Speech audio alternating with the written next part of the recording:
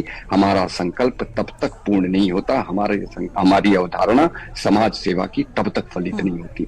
हम अपने प्रयासों से सफल नहीं, हम अपने प्रयासों से सार्थक हो, प्रयासों में सार्थकता हो, हमारा प्रयास ऐसा होता है। बिल्कुल। हमारे साथ संतोष रेणु जी जुड़ गए हैं, जेजेडी के प्रवक्ता। नमस्कार सर, बहुत बहुत स्वागत है आपका चर्चा में।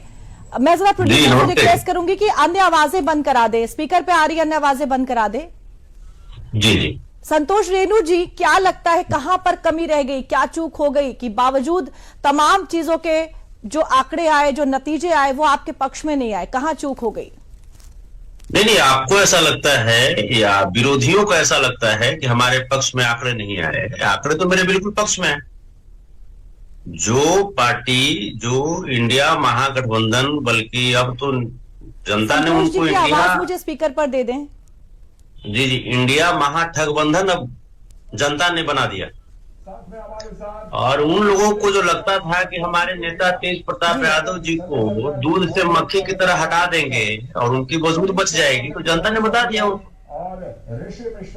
अब तो इंडिया महाठगबंधन वाले लोग अब उत्तर प्रदेश की तैयारी करें ना जी। अब तो उत्तर प्रदेश की तैयारी करें, वहां भी बताते हैं कि हमारे नेता श्री तेज प्रताप यादव जी का क्या जलवा है। संक्षेप में बता दूं आपको, हम लोग देख ही रहे हैं।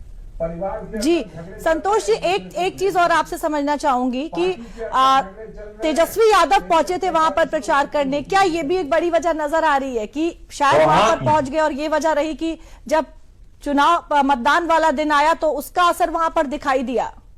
बहुत बड़ी वजह ये है क्योंकि उनकी ये जो वहम थी, उनकी जो ये घमंड थी, वो जनता ने देख लिया सामने से।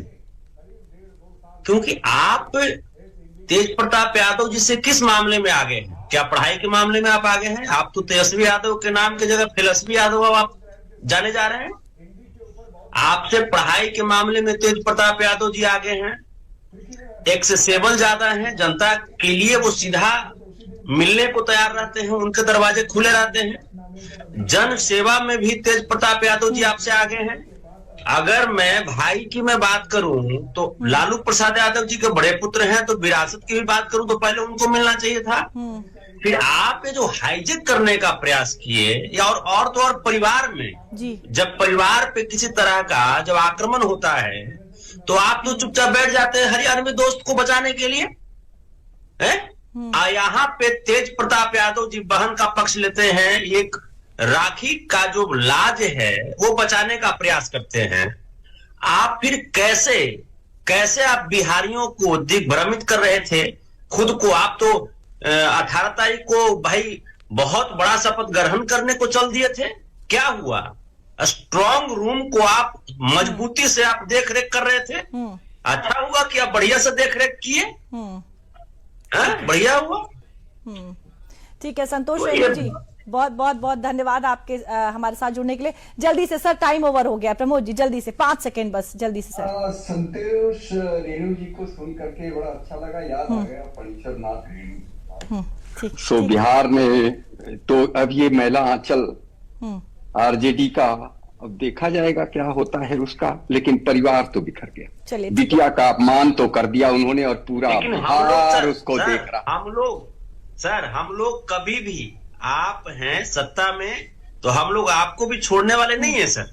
बिल्कुल नहीं छोड़ना चाहिए। साथ जो आपने वादा किया है उसे निभाना पड़ेगा। संतोष जी बिल्कुल भी नहीं छोड़ना चाहिए, लेकिन जैसा आपने कहा सकारात्मक आलोचना करते रहिए। प्रमोद मिश्रा जी, संतोष रेणु जी, समय समाप्त हो गया है, आप दोनों को रोकना चाहूंगी। बहुत बहुत धन्यवाद हमारे साथ चर्चा में जुड़ने के लिए। तो आज नीतीश कुमार ने 10वीं बार शपथ ले ली है। अब जाहिर तौर पर कई जो उम्मीदें हैं वो उनसे की जा रही है और कई नई जिम्मेदारियां भी अब उनके ऊपर है। चर्चा में मेरे साथ फिलहाल के लिए इतना ही, मुझे दीजिए इजाजत, नमस्कार।